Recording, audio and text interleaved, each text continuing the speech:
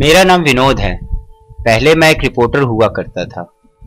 आज मैं आपको अपने साथ घटी एक ऐसी खौफनाक घटना के बारे में बताने जा रहा हूं जिसने मेरी जिंदगी, मेरा सोच, मेरा नजरिया सब बदल कर रख दिया। बात करीब आज से 5 साल पहले की है। तब मैं रिपोर्टिंग करता था। मेरा मेन रिपोर्टिंग करने का बेस था पैरानॉर्मल एक्टिविटीज का। मैं कई पैरानॉर्मल एक्टिविटीज के बारे में इन्वेस्टिगेशन करता था, उनकी गहराई तक जाता था, या कहें ऑडियंस डिटेंशन के लिए उनका मजाक बनाता था और उनको झूठा एक्सपोज भी करता था। एक दिन मुझे पता लगा कि उत्तर प्रदेश के एक गांव में एक बाबा के पास कोई सिद्धि है जिसे वो लोगों का रोग दूर करता है। बस इतना पता लगते ही मुझे एक और केस मिल गया। मैं अगले दिन ही निकल पड़ा उस गांव की तरफ। करीब 7 घंटे ट्रैवल के बाद मैं गांव पहुंचा। गांव पहुंच के पता चला बाबा गांव में नहीं रहते। गांव में जंगल के दूर एक कुटिया बनाकर रहते हैं। गांव वालों से पूछने के बाद पता चला जंगल के बीच से होते हुए जाओगे तब नदी के किनारे बाबा की कुटिया मिलेगी। अब मुझे केस का इन्वेस्टिगेशन करना ही था। दोपहर का समय था। मैं चल पड़ा जंगल की तरफ। जंगल पार करने के बाद मैं नदी के किनारे पहुंचा तो देखा एक छोटी सी कुटिया बनी हुई थी। कुटिया के पास जाके देखा तो वहां दूर दूर तक कोई भी इंसान नहीं दिखाई दे रहा था। हाँ, कुछ दूर पर एक तो खेत में काम करते हुए मजदूर जरूर नजर आ रहे थे। कुटिया में मैंने बाबा को आवाज लगाई पर कोई उत्तर ना पाकर मैंने हिम्मत कर कुटिया का दरवाजा खोला। अंदर मैं देखता क्या हूँ, 2-4 बर्तन पड़े होंगे, थोड़े बहुत कपड़े थे और भगवान की पूजा के लिए मूर्तियां थी। बस इतना ही था उस कुटिया में। बड़ा ताज्जुब भी हुआ और बड़ी हंसी भी आई।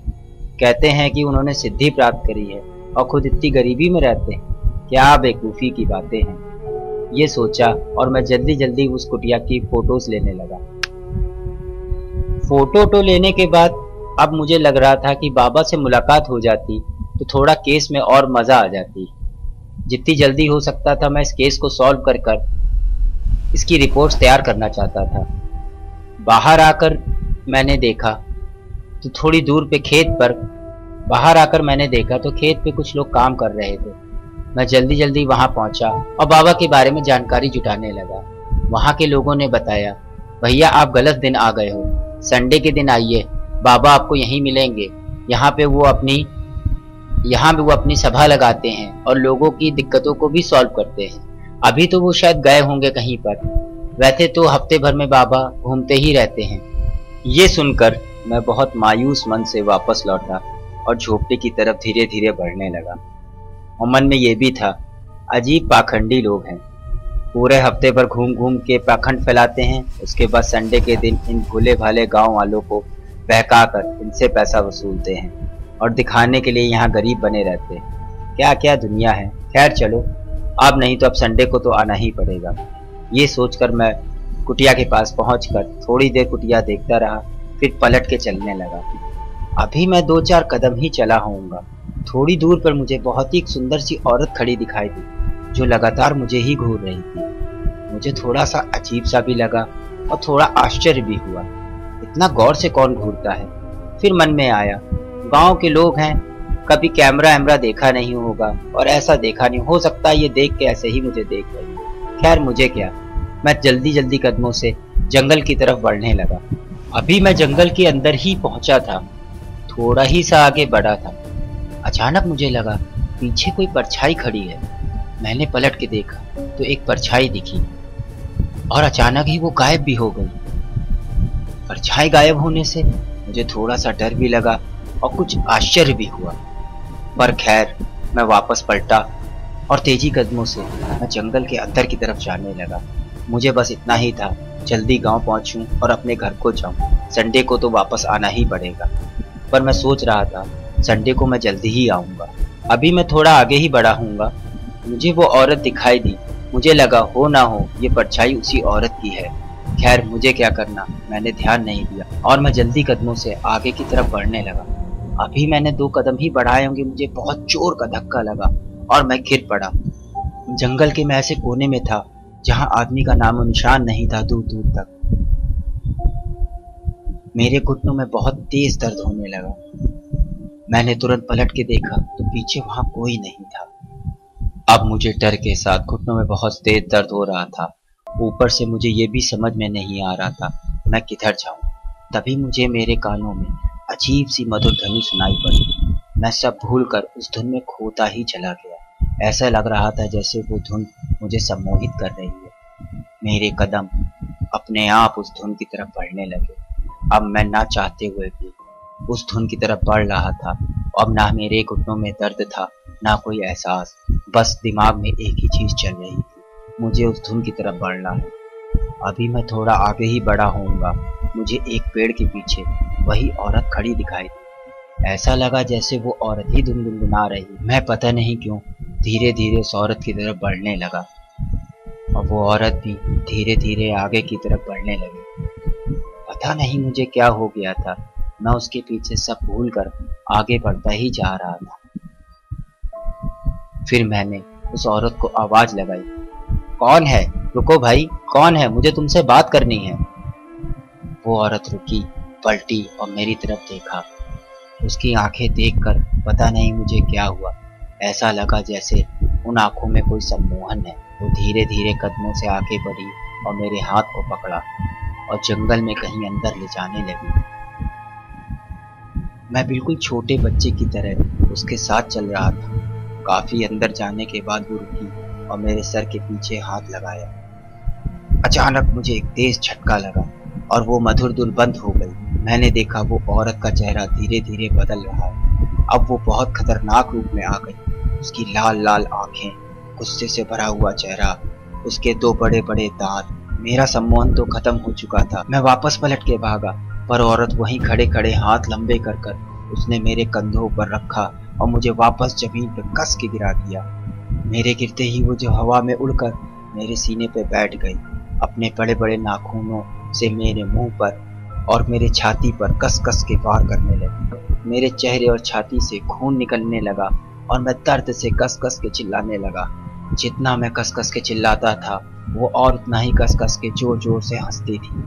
मैं अपनी बीच हिम्मत जुटाकर थोड़ा उसको कस के धक्का दिया। वो गिरी तो नहीं, पर मैं आजाद जरूर हो गया। मैंने जंगल में फिर से भागना शुरू किया। पीछे देखा तो वो वही खड़ी कस कस के हंस रही थी। उसकी हंसी मुझे चारों तरफ सुनाई पड़ रही। डर के मारे मेरा तो रोम रोम कांप रहा था और बस दिमाग में एक ही चीज चल रही थी, जितनी जल्दी हो सके मैं गांव पहुंचूं। मैं खून से लथपथ बस भाग रहा था। जितनी बार भी मैं पीछे देखता था, वो खड़ी हुई हंसती दिखाई देती थी। अचानक से मुझे पीछे से किसने बड़ी कस के वार किया। मैं मुंह के बल जमीन में गिरा और जब मैं पलटा तो वो जुएल जैसी औरत मेरे सामने खड़ी थी। मैंने हिम्मत जुटा के बोला, मुझे मारना क्यों चाहती हो? मैंने क्या गलती करी है? मुझे क्यों मार रही हो? छोड़ दो मुझे, छोड़ दो। इस पर वो औरत बोली, तूने मेरे साधक का अपमान किया है। मेरे साधक ने मुझे माता स्वरूप सिद्ध किया है और अब वो सब लोगों का भला करता है। वो मेरे पुत्र के समान है और कोई माता अपने पुत्र की बुराई सुन नहीं सकती। मैं यक्षिणी हूँ। अब तेरी अंतिम समय निकट है। मैं समझ चुका था मेरा आज अंतिम समय निकट आ गया है। मैं तुरंत उसके पैरों में गिरकर बोला, मैं केवल केस के सिलसिले में यहाँ आया था। गलती हो गई मुझसे, मुझे माफ कर दे माता। आगे से ऐसा कुछ नहीं होगा। एक बार मुझे बालक समझकर माफ कर दे। और मैं कस कस के रोने लगा। मैंने देखा उसके बड़े बड़े नाखून वाले हाथ फिर से ऊपर उठ चुके थे, जो मेरी जीवन लीला समाप्त करने के लिए कभी भी नीचे आ सकते थे। तभी मैंने देखा दूर से एक बुढ़ा इंसान दौड़ता हुआ आ रहा है और चिल्ला रहा है, माता ये अबोध है, माता ये अबोध है, इसको माफ कर दो। माता ये अबोध है, इसको माफ कर दो। और मेरे पास आकर बोला, माता मैं आपसे इसकी जान की भीख मांगता हूँ, माफ कर दो। वो बोली, जैसी तेरी इच्छा पुत्र, पर आगे इसने कुछ किया तो ये अपनी मौत का खुद जिम्मेदार होगा। इतना सुनकर मेरी थोड़ी सांसें वापस आई और कमजोरी के कारण मैं बेहोश हो गया। जब मुझे होश आया तो मैं बाबा की झोपड़ी में था। बाबा मेरी चोटों पे दवाई लगा रहे थे। मैंने उठने की कोशिश करी तो बाबा ने मुझे लेटने को ही बोला और बाबा ने मुझे बताना शुरू किया, बेटा ये यक्षिणी माता हैं, इनको मैंने सिद्ध किया है। मैं इनसे लोगों की परेशानी दूर करता हूँ। तुमने मेरा मजाक बनाया, मेरे को बदनाम करने की कोशिश की, इसीलिए इन्होंने तुम्हें इतना दंड दिया है। ये कहो कि अच्छी समय पे मैं आ गया था, नहीं तो तुम आज इस दुनिया में ना होते। इसके बाद गांव वालों ने मुझे हॉस्पिटल में एडमिट करा दिया और बोला किसी जंगली जानवर ने मेरे ऊपर हमला किया है। ठीक होने के बाद मैं वापस शहर आया। फिर कभी मैंने पैरानॉर्मल एक्टिविटी की गलत रिपोर्टिंग नहीं की। आज भी वो चोटों के निशान मेरे शरीर पे हैं और मुझे वो यक्षिणी की याद दिलाते हैं। ऐसा माना जाता है दुनिया में बहुत से अजीब जीव और क्रीचर रहते हैं, पर एक ऐसा जीव भी है जिसका वर्णन बहुत से धार्मिक ग्रंथों और किताबों में भी हुआ है। उसका नाम है यक्षिणी। मेरा भी सामना इसी हॉरर लेजेंड से हुआ था। आज मैं पैरानॉर्मल एक्टिविटीज़ का ना मजाक बनाता हूँ, ना मैं उनके बारे में ज़्यादा शोध करता हूँ। यक्षिणी ने मेरा सोच, नज़रिया सब कुछ बदल दिया। तो दोस्तों, कैसी लगी आपको मेरी स्टोरी? अगर अच्छी लगी हो तो कमेंट्स करें, सब्सक्राइब करें और अपने फैमिली और फ्रेंड में ज़रूर से शेयर करें। Thanks for watching my video.